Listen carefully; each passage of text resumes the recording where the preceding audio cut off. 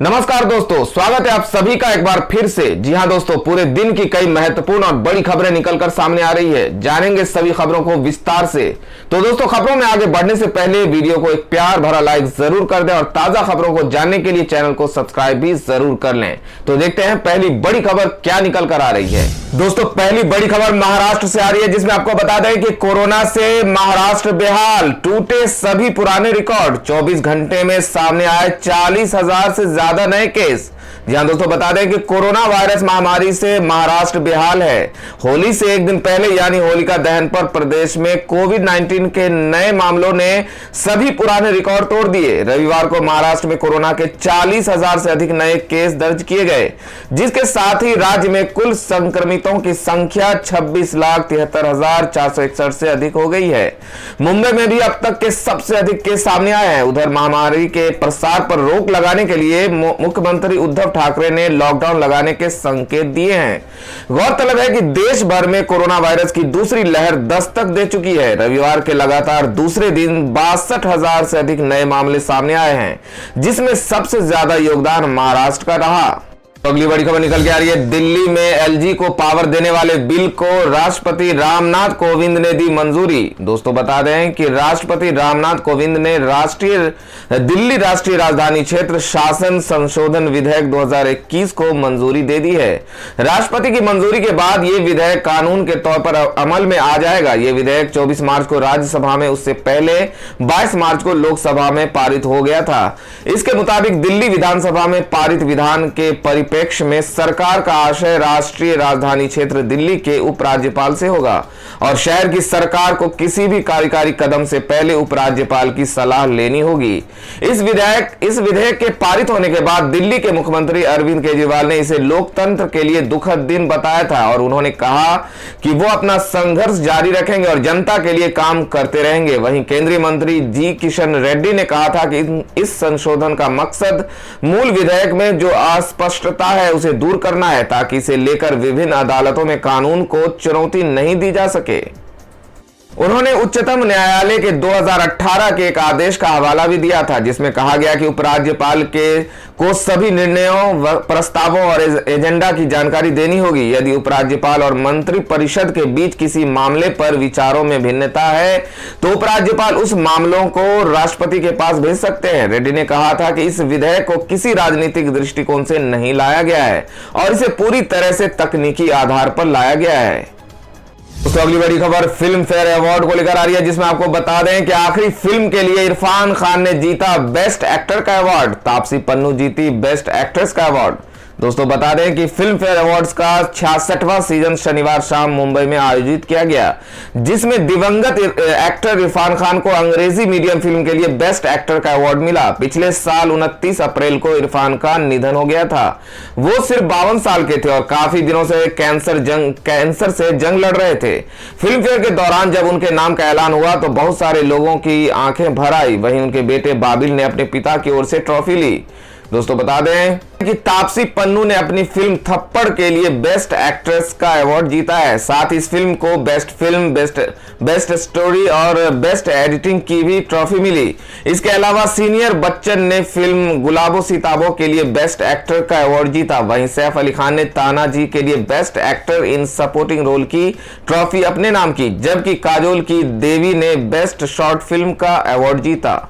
दोस्तों, अगली बड़ी खबर में बता दें कि संजय राउत का बड़ा बयान। कहा, सचिन वाजे वसूली कर रहा था लेकिन देशमुख को जानकारी नहीं, ऐसा कैसे संभव।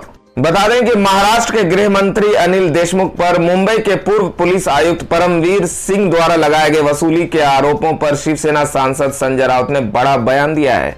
उन्होंने अनिल देशमुख पर निशाना साधते हुए कहा कि उन्हें गृह मंत्री का पद दुर्घटनावश मिल गया। मुंबई पुलिस आयुक्त के दफ्तर में बैठकर सचिन वाजे वसूली कर रहा था और गृह मंत्री को इसकी जानकारी तक नहीं होगी। उन्होंने आगे कहा कि एक एपीआई स्तर के अधिकारी सचिन वाजे को इतने अधिकार किसने दे दिए, यही जांच का असली विषय है। संजय राउत ने शिवसेना के साप्ताहिक कॉलम के हवाले से यह बात कही है। मालूम हो कि महाराष्ट्र में शिवसेना, एनसीपी और कांग्रेस के साथ मिलकर सरकार चला रही है और एनसीपी नेता अनिल देशमुख शिवसेना की सरकार में गृह मंत्री हैं। यानी संजय राउत ने अपनी ही सरकार के मंत्री पर निशाना साधा है। संजय राउत का अपने ही सहयोगियों पर निशाना साधना कहीं न कहीं यह साबित करता है कि अब वो इस मामले पर सरकार की हो रही छीछालेदर से सरकार को बचाने की कोशिश कर रहे हैं। संजय राउत ने शिवसेना के साप्ताहिक कॉलम के हवाले से कहा कि जयंत पाटिल और दिलीप पाटिल गृह मंत्री का पद स्वीकार करने के लिए तैयार नहीं थे, इसलिए अनिल देशमुख को यह पद दे दिया गया। राउत के इतने बड़े आरोप लगाने के बाद निश्चित तौर पर अनिल देशमुख पर सवाल उठेंगे और उन्हें इनका जवाब भी देना होगा। इसको लेकर एनसीपी प्रमुख शरद पवार पर भी सवाल दागे जा सकते हैं। संजय राउत के इस बयान के बाद अब महाविकास आघाड़ी के नेता क्या प्रतिक्रिया देते हैं, यह देखना दिलचस्प होगा। दोस्तों, वहीं अगली बड़ी खबर में आपको बता दें कि अनिल देशमुख को एक्सीडेंटल गृह मंत्री बता घिरे संजय राउत, अजित पवार ने दी सख्त नसीहत। दोस्तों, बता दें कि शिवसेना के मुखपत्र सामना में छपे संपादकीय के बाद महाराष्ट्र की राजनीति में भूचाल आ गया है। इस संपादकीय को शिवसेना सांसद संजय राउत ने लिखा है। इस पर उन्होंने महाराष्ट्र के गृह मंत्री अनिल देशमुख पर निशाना साधा है और उन्हें एक्सीडेंटल गृह मंत्री करार दिया है। संजय राउत ने लिखा कि मुंबई पुलिस आयुक्तालय में बैठकर सचिन वाजे वसूली करता रहा और गृह मंत्री को इस बारे में जानकारी नहीं होगी। संजय राउत के इस बयान को लेकर महाराष्ट्र के उप मुख्यमंत्री अजित पवार ने आपत्ति जाहिर की है। उन्होंने कहा कि एनसीपी के कोटे से किसे कौन सा पद मिलेगा ये शरद पवार तय करते हैं, किसी भी दूसरे को लेकर इस पर सवाल करने का कोई अधिकार नहीं। अजित पवार ने कहा कि इस तरह के बयान से बचना चाहिए क्योंकि इससे गठबंधन में समस्या पैदा करेंगे। आपको बता दें कि सामना के संपादकीय में लिखा गया है कि अनिल देशमुख ने वरिष्ठ अधिकारियों से बेवजह पंगा लिया। सामना में लिखा गया कि एक राज्य के गृह मंत्री को आवश्यकता पड़ने पर ही बोलना चाहिए, अनावश्यक रूप से कैमरे के सामने जाना उचित नहीं है। संजय राउत ने अनिल देशमुख को एक्सीडेंटल गृह मंत्री बताते हुए लिखा कि जयंत पाटिल, दिलीप वलसे पाटिल ने गृह मंत्री का पद स्वीकार करने से मना कर दिया था, तब ये शरद पवार ने अनिल देशमुख को सौंपा था। इस पद की एक गरिमा और रुतबा है। राज्य के गृह मंत्री का पद संभालने वाला कोई भी व्यक्ति संदेह के घेरे में रहकर काम जारी नहीं रख सकता। संजय राउत के इस संपादकीय पर कांग्रेस का भी बयान आ गया है। संजय निरुपम ने कहा कि शिवसेना ने महाराष्ट्र के गृह मंत्री के चाल चलन पर शक जाहिर किया है। राष्ट्रवादी कांग्रेस के मुखिया कह चुके गृह मंत्री के भविष्य का फैसला मुख्यमंत्री करें। मुख्यमंत्री शिवसेना के हैं और मौन साधें, फिर एक्शन लेने से मुख्यमंत्री को किसने रोक रखा है। दोस्तों, खबरों में आगे बढ़ने से पहले जान लेते हैं आज के माइंड क्विज के सवाल को। आज का सवाल है, आपको बताना है कि गुजरात राज्य की राजधानी कहां है। सही जवाब देकर आप जीत सकते हैं शानदार उपहार। तो बढ़ते हैं अगली बड़ी खबर की ओर। दोस्तों, अगली बड़ी खबर महाराष्ट्र से आ रही है, जिसमें आपको बता दें कि सीएम ठाकरे ने दिए लॉकडाउन जैसी योजना बनाने के निर्देश। वर्क फ्रॉम होम समेत इन बातों पर फोकस। बता दें कि महाराष्ट्र में नाइट कर्फ्यू के पहले दिन मुख्यमंत्री उद्धव ठाकरे ने प्रशासन को निर्देश दिए हैं कि वो लॉकडाउन जैसी स्थिति की योजना बनाए, क्योंकि लोग कोविड संबंधी प्रोटोकॉल का पालन नहीं कर रहे हैं, जिससे कि कोरोना वायरस के मामलों में बढ़ोतरी हो रही है। मुंबई में ही रविवार को पिछले साल मार्च में शुरू हुई इस महामारी के बाद से पहली बार सबसे अधिक 6123 मामले दर्ज किए गए। बता दें कि मुंबई की मेयर किशोरी पेडनेकर ने कहा कि स्लम की तुलना में रिहायशी इमारतों में कोविड-19 संक्रमण के ज्यादा केस दर्ज किए जा रहे हैं। संक्रमण को रोकने के लिए सिर्फ आवश्यक सेवाओं की अनुमति दी जाएगी। पेडनेकर ने आगे कहा कि होटल, पब्स और शॉपिंग मॉल्स में नाइट कर्फ्यू के नियम लागू होंगे। इस संबंध में सीएम ठाकरे ने भी बैठक की। दोस्तों, अगली बड़ी खबर में आपको बता दें कि हरियाणा सरकार का बड़ा कदम, न्यूनतम आय वाले परिवारों की बढ़ेगी आमदनी। दोस्तों, बता दें कि हरियाणा के मुख्यमंत्री मनोहर लाल ने राज्य के 1 लाख अति गरीब परिवार की पहचान करने के कार्य को जल्दी से जल्दी पूरा करने के अधिकारियों को निर्देश दिए हैं। सीएम मनोहर लाल ने इस संबंध में अपने ऑफिस में एक समीक्षा बैठक कर रहे थे, जिसमें उन्होंने अंत्योदय योजना के तहत अधिकारियों को पहचान के लिए कहा है। समीक्षा बैठक के दौरान मुख्यमंत्री मनोहर लाल ने कहा कि सरकार को प्रदेश के सर्वे के बाद अति गरीब 1 लाख परिवारों की आय सालाना 1 लाख रुपए से ऊपर पहुंचानी है। ऐसे में न्यूनतम आय वाले प्रदेश के 3,52,000 परिवारों की पहचान पूरी हो गई है। अब इनमें से 1 लाख परिवार को चुना जाएगा। जानकारी के मुताबिक इस काम के लिए लोकल कमेटियां गठित की गई हैं, जो इन परिवारों की आय आंकने का काम करेंगी। ये कमेटियां अतिरिक्त उपायुक्तों की देखरेख में काम कर रही है। बैठक के दौरान सीएम मनोहर लाल ने कहा कहा कि अधिकारियों को समाज के प्रति संवेदनशील होना चाहिए। लोगों के उत्थान के लिए काम करना अधिकारियों की जिम्मेदारी है। मुख्यमंत्री ने कहा कि लोगों के कल्याण का उपलब्ध हुए डेटा के आधार पर ही किया जाएगा। अब अतिरिक्त उपायुक्तों के जरिए सामाजिक आर्थिक उत्थान व्यवस्था को लागू करना है। इस दौरान सीएम ने जिलों के अनुसार सभी अतिरिक्त उपायुक्तों को जानकारी ली और समस्या को हल करने का निर्देश दिया। तो अगली बड़ी खबर बंगाल इलेक्शन के हवाले से आ रही है, जिसमें आपको बता दें कि अमित शाह ने कहा कि बंगाल में पहली बार शांतिपूर्वक हुआ चुनाव, 200 सीटों के साथ सरकार बनाएगी बीजेपी। दोस्तों बता दें कि तमिलनाडु, केरल, पुडुचेरी, असम और पश्चिम बंगाल में चुनावी प्रक्रिया जारी है। शनिवार को बंगाल और असम में पहले चरण के लिए वोटिंग हुई। इसके बाद रविवार को बीजेपी के वरिष्ठ नेता और केंद्रीय गृह मंत्री अमित शाह ने दिल्ली में मीडिया को संबोधित किया। शाह के मुताबिक 2 राज्यों में पहले चरण का चुनाव शांतिपूर्वक संपन्न हुआ, जहां किसी भी शख्स की मौत चुनावी हिंसा के दौरान नहीं हुई। अमित शाह ने कहा कि पहले चरण के चुनाव में बंगाल और असम की जनता ने बढ़ चढ़कर हिस्सा लिया और उनमें काफी उत्साह था। इसके लिए मैं उन्हें धन्यवाद देना चाहता हूं। वोटिंग के बाद उन्होंने कार्यकर्ताओं और पदाधिकारियों से बात की थी, जिससे पता चला कि पहले चरण की 30 में से 26 सीटों पर बीजेपी जीत रही। वहीं असम में पहले चरण में 47 सीटों पर वोटिंग हुई, जिसमें 37 से ज्यादा सीटें बीजेपी के खाते में आएंगी। उन्होंने आगे कहा कि शनिवार को कई वर्षों के बाद पश्चिम बंगाल में हिंसा की घटना के बिना मतदान प्रक्रिया आयोजित की गई। मैं पश्चिम बंगाल की महिलाओं को बीजेपी के पक्ष में वोट करने के लिए धन्यवाद देना चाहता हूं। बीजेपी पश्चिम बंगाल में 200 से अधिक सीटों के साथ सरकार बनाएगी। वहीं कुछ मीडिया रिपोर्ट्स में दावा किया जा रहा था कि शाह ने एनसीपी चीफ शरद पवार से अहमदाबाद में मुलाकात की है, जिस पर उन्होंने कहा कि बहुत सी चीजें ऐसी होती है जो सार्वजनिक नहीं की जा सकती। तो अगली बड़ी खबर किसान आंदोलन के हवाले से आ रही है, जिसमें आपको बता दें कि राकेश टिकैत की धमकी, सरकार ने किसानों की मांगे नहीं मानी तो काट देंगे 16 राज्यों की बिजली। दोस्तों बता दें कि भारतीय किसान यूनियन के नेता राकेश टिकैत ने केंद्र की नरेंद्र मोदी सरकार को धमकी देते हुए कहा कि अगर सरकार किसानों की मांगों को नहीं मानती है तो 16 राज्यों को की बिजली काट देंगे। राकेश टिकैत ने यह बयान शनिवार को राजस्थान के दौसा में एक महापंचायत के लिए जाते समय भरतपुर में मीडिया से बातचीत के दौरान कही। राकेश टिकैत ने कहा कि केंद्र में कोई सरकार नहीं है, व्यापारी देश पर शासन कर रहे हैं। उन्होंने सभी सरकारी संस्थानों को बेच दिया है और देश के लोगों को उन्हें सत्ता से बाहर निकालने की जरूरत है। राकेश टिकैत ने कहा कि संसद या विधानसभा में पूर्ण बहुमत मिलने पर कोई भी दल तानाशाह बन जाता है। केंद्र सरकार किसानों की जमीन बेचने की योजना बना रही है, जबकि जनता बेरोजगारी और भुखमरी का सामना कर रही है। राकेश टिकैत ने कहा कि मुझे लगता है कि किसान आंदोलन 5 या 6 महीने तक जारी रहेगा। ये लोकतंत्र के लिए दुर्भाग्यपूर्ण है कि कोई विरोध नहीं है। अगर विपक्ष जिंदा होता तो सड़क पर किसानों की हलचल आदर्श रूप से संसद में लड़ी जाती। किसान नेता ने कहा कि हालांकि हम किसान 3 कृषि कानूनों के खिलाफ सरकार का विरोध करते रहेंगे। तो अगली बड़ी खबर निकल के आ रही है, बता दें कि अमित शाह और शरद पवार की मुलाकात से अटकलें हुई तेज। महाराष्ट्र सरकार को लेकर एनसीपी ने कही ये बात। बता दें कि वसूली मामले में घिरी राष्ट्रवादी कांग्रेस पार्टी और महाराष्ट्र सरकार को लेकर तेज जांच और राजनीति के बीच गृह मंत्री अमित शाह और राष्ट्रवादी कांग्रेस पार्टी सुप्रीमो शरद पवार की मुलाकात से अटकलों का बाजार गर्म हो गया है। वैसे अमित शाह और शरद पवार कोई भी इस मुलाकात को लेकर कुछ नहीं बोल रहे हैं, लेकिन शाह ने ऐसी मुलाकात का खंडन भी नहीं किया। बता दें इसके बारे में पूछे जाने पर उन्होंने कहा कि सब कुछ सार्वजनिक नहीं किया जा सकता।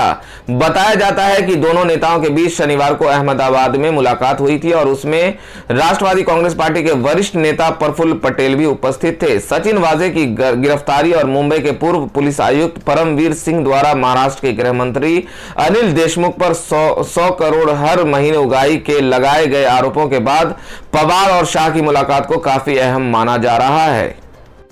दरअसल इस भेंट के बाद मुंबई में भी दलों के रुख बदलने लगे हैं। शरद पवार की सुर में सुर मिला रहे शिवसेना की ओर से पहली बार प्रदेश के गृह मंत्री और राष्ट्रवादी कांग्रेस पार्टी नेता अनिल देशमुख पर परोक्ष हमला हुआ। राजनीतिक गलियारे में चर्चा तो यह भी है कि मुकेश अंबानी के घर के बाहर कार मिलने और सचिन वाजे की गिरफ्तारी के बाद बुरी तरह फंसी शिवसेना ने राष्ट्रवादी कांग्रेस पार्टी को घेरने के लिए परमवीर सिंह के मार्फत अनिल देशमुख पर उगाही के आरोप लगवा दिए हैं। जाहिर है कि भ्रष्टाचार के आरोपों में चौतरफा घिरी महाविकास आघाड़ी सरकार के घटक दलों के बीच सब कुछ अच्छा नहीं चल रहा। इस बीच शाह और पवार की मुलाकात ने महाराष्ट्र में नए गठबंधन की संभावनाओं को हवा दे दी है। दोस्तों अगली बड़ी खबर केरल इलेक्शन को लेकर आ रही है, जिसमें बता दें कि शशि थरूर ने कहा कि केरल में नहीं चलेगा भाजपा का लव जिहाद का शिगुफा। केरल में यूडीएफ के पक्ष में हवा। बता दें कि भाजपा केवल सांप्रदायिकता फैला सकती है, इसलिए वो केरल में लव जिहाद का शिगुफा छोड़ रही है, लेकिन बहुलतावादी केरल में इसकी झांसेबाजी नहीं चलेगी। ये बात वरिष्ठ कांग्रेस नेता शशि थरूर ने कही है। उन्होंने कहा कि हाल ही में भाजपा में शामिल 88 वर्षीय ई श्रीधरन ने केरल के राजनीतिक भविष्य नहीं बन सकते। बता दें कि शशि थरूर ने इस संभावना से इनकार किया है कि यूनाइटेड डेमोक्रेटिक फ्रंट के जीतने पर वो राज्य के मुख्यमंत्री बन सकते हैं। उन्होंने कहा कि राज्य में कांग्रेस के पास कई प्रभावशाली और समर्थ नेता हैं, उन्हीं में से कोई केरल का मुख्यमंत्री बनेगा। शशि थरूर ने दावा किया कि केरल में कांग्रेस के नेतृत्व वाले यूडीएफ के पक्ष में हवा बह रही है। पार्टी और उसके सहयोगी दल अच्छे बहुमत से सरकार बनाएंगे। 2 मई को घोषित होने वाला चुनाव परिणाम यह साबित कर देगा। केरल में भाजपा के असर पर पूछे गए सवाल के जवाब में थरूर ने कहा कि भाजपा राज्य में सांप्रदायिक कार्ड खेल रही है। वो लव जिहाद के नाम पर घृणा की राजनीति कर रही है। ऐसा कर वो समाज को बांटना चाहती है और चुनाव में उसका फायदा उठाना चाहती है, लेकिन केरल जैसे बहुलतावादी राज्य में यह संभव नहीं होगा। केरल के लोग हमेशा से मिलजुल कर रहते आए हैं और आगे भी वो वहां सांप्रदायिक सौहार्द कायम रहेगा। तो अगली बड़ी खबर में जान लेते हैं आज के सोना और चांदी के ताजा भाव। बता दें कि गिर गए सोने के भाव, चांदी में भी आई अच्छी खासी गिरावट। जानिए कीमत। बता दें कि बीते हफ्ते के आखिरी कारोबारी दिन शुक्रवार को 5 अप्रैल 2021 वायदा के सोने की कीमत एमसीएक्स एक्सचेंज पर 53 रुपए की गिरावट के साथ 44,642 रुपए प्रति 10 ग्राम पर बंद हुई। बीते हफ्ते के दौरान सोने की कीमतों में गिरावट दर्ज की गई है। आइए विस्तार से जानते हैं कि क्या है कीमत। बीते हफ्ते सोने के भाव में गिरावट दर्ज हुई। बीते हफ्ते के पहले कारोबारी दिन सोमवार 22 मार्च को एमसीएक्स पर 5 अप्रैल 2021 वायदा के सोने का भाव 44,974 रुपए प्रति 10 ग्राम पर खुला था। वहीं से पिछले सत्र में इस सोने की कीमत 45,021 रुपए प्रति 10 ग्राम पर बंद हुई थी। इस तरह इस सोने के भाव में बीते हफ्ते 379 रुपए प्रति 10 ग्राम की गिरावट दर्ज हुई है। बीते हफ्ते चांदी की कीमतों में भी गिरावट दर्ज की गई। बीते हफ्ते की आखिरी कारोबारी दिन शुक्रवार को 5 मई 2021 वायदा की चांदी की कीमत एमसीएक्स पर 64 रुपए की गिरावट के साथ 64,805 रुपए प्रति किलोग्राम पर बंद हुई। इससे इस चांदी की कीमत सप्ताह के पहले कारोबारी दिन सोमवार 22 मार्च को एमसीएक्स पर 67,000 रुपए प्रति किलोग्राम पर खुली थी। इससे पिछले सत्र में 67,527 रुपए प्रति किलोग्राम पर बंद हुई थी। इस तरह इस चांदी के भाव में बीते सप्ताह 2,722 रुपए प्रति किलोग्राम की भारी गिरावट दर्ज की गई। तो अगली बड़ी खबर में जान लेते हैं आज के मौसम समाचार को। बता दें कि कहीं भीषण गर्मी तो कहीं बारिश का अनुमान। जाने क्या है मौसम विभाग का ताजा अपडेट। बता दें कि पूरा देश होली के रंग में डूबा हुआ है। 29 मार्च को देश भर में होली का त्यौहार मनाया जा रहा है। मौसम विभाग की माने तो दिल्ली एनसीआर में इस बार होली का दिन पिछले 10 सालों में सबसे गर्म रहा। राजधानी दिल्ली में होली के दिन यानी 29 मार्च को पारा 38 डिग्री सेल्सियस के आसपास रहने की उम्मीद है। वहीं देश के कई हिस्सों में बारिश का भी अलर्ट जारी किया गया है। मौसम विभाग के अनुसार पश्चिमी विक्षोभ के चलते जम्मू कश्मीर, लद्दाख, हिमाचल प्रदेश और उत्तराखंड में गरज के साथ बारिश होने का अनुमान है। ओडिशा, आंध्र प्रदेश और तमिलनाडु में भी बारिश होने का आसार बने हुए हैं। गिलगित बल्टिस्तान, मुजफ्फराबाद में 28 और 29 मार्च को कुछ जगहों पर ओलावृष्टि होने की भी संभावना है। बता दें कि दिल्ली एनसीआर के मौसम की बात करें तो स्काईमेट वेदर रिपोर्ट के अनुसार सोमवार का दिन सबसे गर्म दिन रहेगा। 2011 के बाद से होली के त्यौहार के दिन सबसे उच्चतम तापमान देखा जाएगा। 29 मार्च 2011 को होली के दिन दिल्ली का तापमान 35 डिग्री सेल्सियस दर्ज किया गया था। वहीं इस बार यह तापमान 38 डिग्री सेल्सियस तक हो सकता है। इसके साथ ही दिल्ली में न्यूनतम तापमान 19 डिग्री सेल्सियस के करीब रिकॉर्ड हो सकता है। इस दौरान मौसम साफ और शुष्क रहेगा। तेज धूप के बीच हवाएं भी चलेंगी। तो दोस्तों ये थी अब तक की सभी बड़ी खबरों की अपडेट्स। टुडे ब्रेकिंग न्यूज और लेटेस्ट खबरों को देखने के लिए हमारे चैनल को सब्सक्राइब जरूर कर लें। वीडियो लाइक और शेयर जरूर कर दें अपने दोस्तों और रिलेटिव्स के साथ। तो दोस्तों आपसे फिर मिलेंगे काम की खबरों और सरकारी योजनाओं की एक और नई वीडियो के साथ। तब तक के लिए धन्यवाद दोस्तों।